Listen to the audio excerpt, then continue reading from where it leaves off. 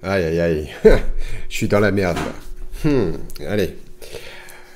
Je dis ça parce que je me permets de vous faire un podcast pour marquer la fin de l'année 2023. Alors, j'ai démarré cette année de façon extrêmement motivée. J'ai posté des vidéos tous les jours, des shorts, etc. en me disant, allez, la Covid c'est fini, tu comprends, les vacances c'est terminé, tout va redémarrer. Et puis, de toutes mes prévisions, je n'ai pas fait exactement ce que j'avais prévu cette année.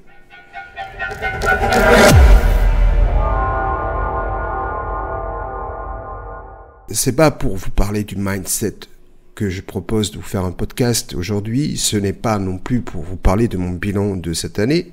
Je pourrais vous expliquer un peu tout ce que j'ai fait cette année. J'ai fait énormément de nouvelles choses. J'ai coupé aussi énormément de relations professionnelles que j'avais depuis 10-15 ans maintenant, puisqu'il me semblait que j'avais fait le tour de la question et que, vous le savez, voilà, l'activité de l'e-commerce, c'est une activité que l'on fait à l'année pour gagner sa vie, mais ce n'est pas une activité que l'on peut faire quand on n'a pas le temps, quand on n'a pas suffisamment d'équipe.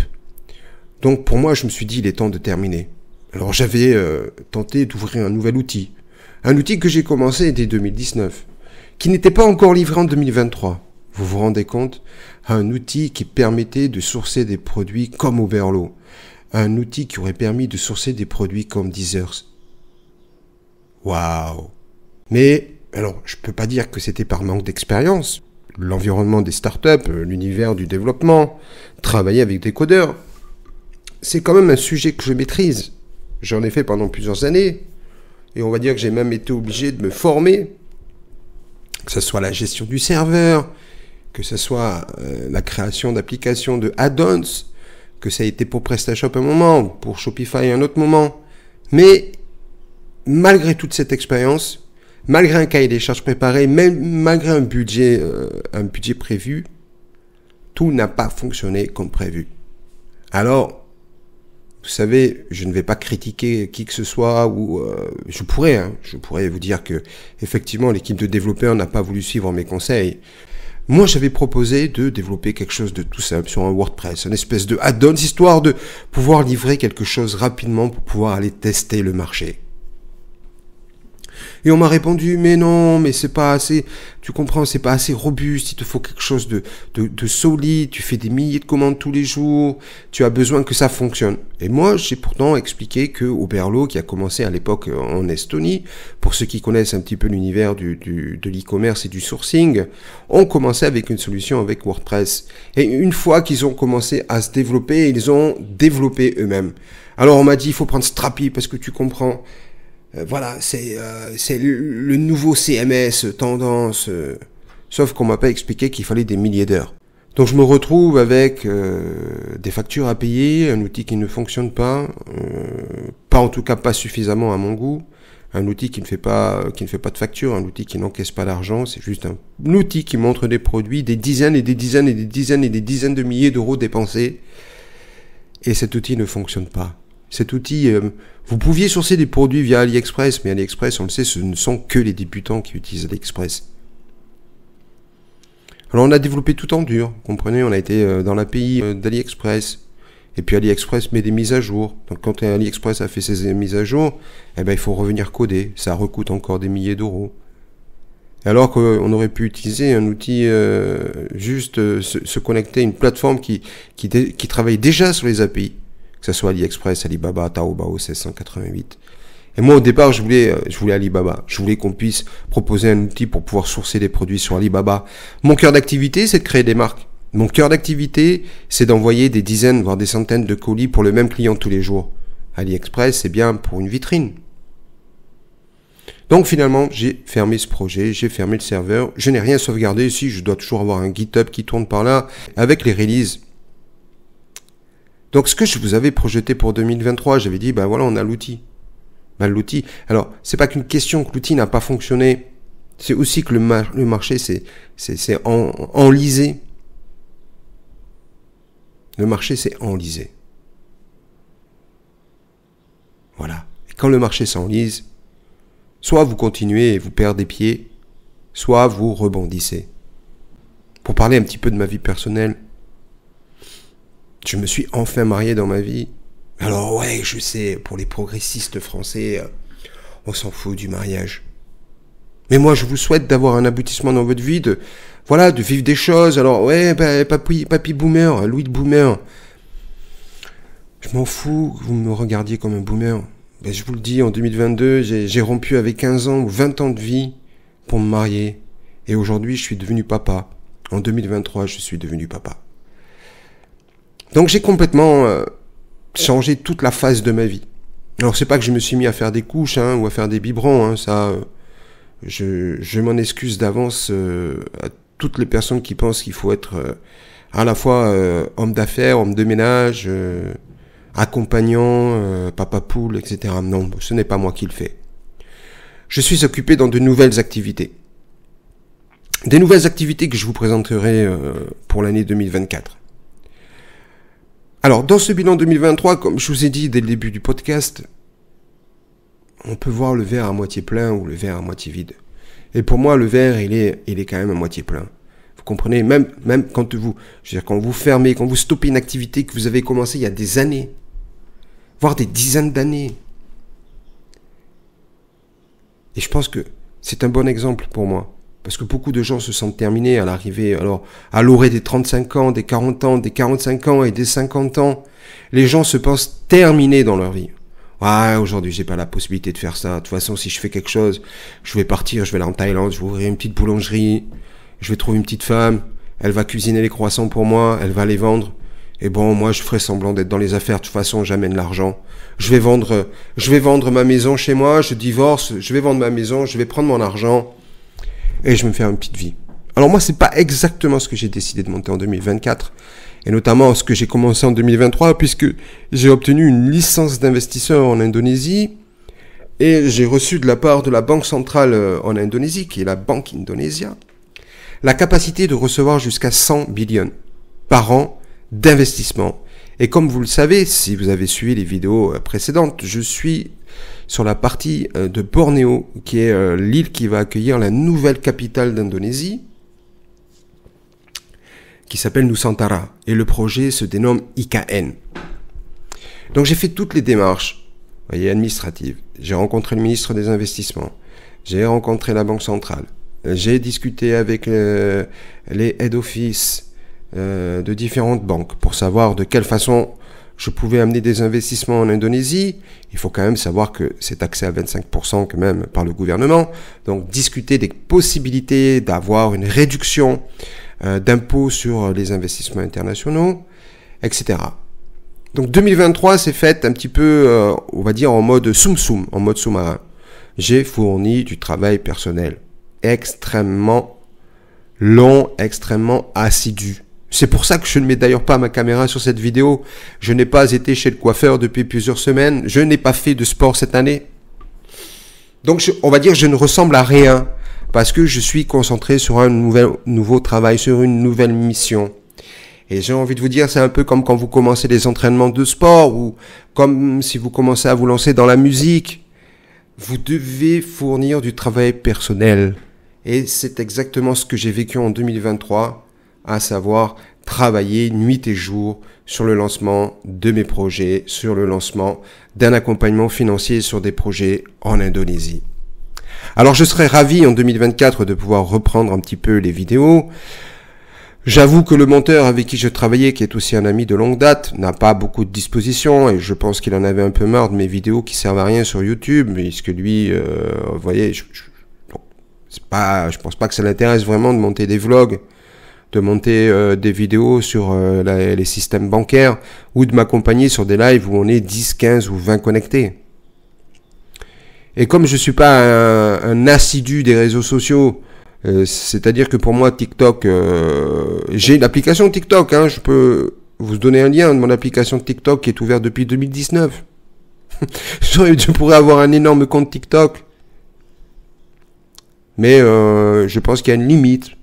Alors aussi j'ai un compte LinkedIn dont je me sers un petit peu plus, sur lequel je peux faire des lives. Moi ce qui m'intéresse, vous comprenez, c'est de rencontrer des gens qui entreprennent dans leur vie. Des gens qui ont un vrai mindset. Mais pas un mindset de winner, hein. Moi, je suis pas dans la Dubaï attitude, hein. J'aurais pu d'ailleurs vous faire un vlog. J'étais à Dubaï pendant un mois. J'étais en Turquie. J'étais en Arabie Saoudite. J'étais à Jeddah. J'étais à Kuala Lumpur aussi. J'étais en Malaisie. Je me suis arrêté à Hong Kong. J'ai quand même voyagé cette année. Mais j'ai surtout travaillé personnellement. Je me suis mis à niveau toute l'année. Et sur les secteurs dans lesquels je travaille, il n'y a pas de formation en ligne. Et d'ailleurs, j'ai toujours évolué sans formation en ligne. Puisque quand j'ai commencé mon activité d'entrepreneur au milieu des années 90, au début des années 2000, on n'avait pas besoin d'un coach en ligne, on n'avait pas besoin d'un mindset de winner, on n'avait pas besoin de formation à payer en ligne pour avoir l'impression qu'on va pouvoir gagner sa vie. Vous voyez, on n'avait pas besoin de mentor, on n'allait pas tous les matins regarder des vidéos sur YouTube avec un mec qui vous dit « Ouais, aujourd'hui les gars, aujourd'hui est une journée de réalisation. Oui, je suis ouvert au changement. » Vous voyez, on n'avait pas besoin. Ce sont des convictions. Donc j'ai continué à avancer de cette même façon. Alors je sais très bien ce que vont me dire tous ces enfants de riches qui sortent des grandes écoles payées par papa-maman, dont eux ont reçu un matrixage bien précis, puisque je rappelle que le principe de l'école, c'est se conformiser, se conditionner et se conformiser.